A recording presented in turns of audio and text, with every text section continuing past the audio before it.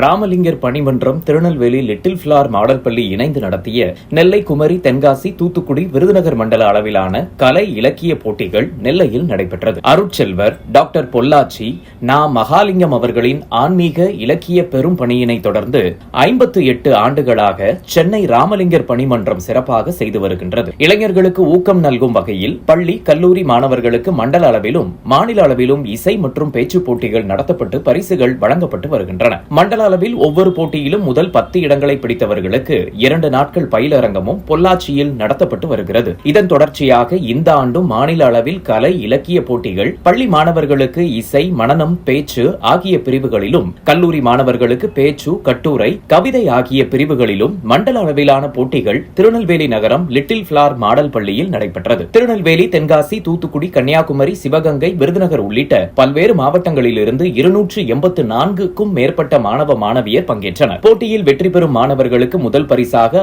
5000 ரூபாயும், இரண்டாம் பரிசாக 3000 ரூபாயும், மூன்றாம் பரிசாக 2000 ரூபாயும் என 6 பிரிவு போட்டிகளுக்கும் சேர்த்து 60000 ரூபாய் பரிசாக வழங்கப்பட்டது. இப்போட்டிகளை லிட்டில் பிளவர் கல்வி குழும சேர்மன் கல்வியாளர் மரியசூசை ஆலோசனையில் வள்ளலார் ஜோதி ஏற்றி தொடங்கப்பட்டது. வீரவநல்லூர் துரைசாமி வள்ளலார் ஜோதி பாடல்களை பாடினார். திருநெல்வேலி மண்டல ஒருங்கிணைப்பாளர் முனைவர் கவிஞர் கணபதி சுப்பிரமணியன் அனைவரையும் வரவேற்று பேசினார். லிட்டில் பிளவர் மாடல் பள்ளி முதல்வர் ரொனால்ட் தொடக்க உரையாற்றினார். சிறப்பு அழைப்பாளராக மாவட்ட வன அலுவலர் இளங்கோ, லிட்டில் பிளார் பப்ளிக் பள்ளி தாளாளர் ஆண்டோ செல்வகுமார் ஆகியோர் கலந்து கொண்டு வெற்றி பெற்ற மாணவ மாணவர்களுக்கு பரிசுகளை வழங்கி பாராட்டினர். நடுவர்களாக கவிஞர் பாப்பாக்குடி இரா செல்வமணி, கவிஞர் புத்தநேரி செல்லப்பா, கவிஞர் பாமணி, பேராசிரியர் ஆதிவராகமூர்த்தி, கவிஞர் சக்தி வேலாயுதம், புலவர் ராமசாமி, ஆசிரியை மீனாட்சி நடராஜன், பணி நிறைவு துணை ஆட்சியர் தியாகராஜன், பேராசிரியை பிரியதர்ஷினி, பேராசிரியர் அந்தோணிராஜ், கவிஞர் ஆறுமுகம், கவிஞர் பிரபு,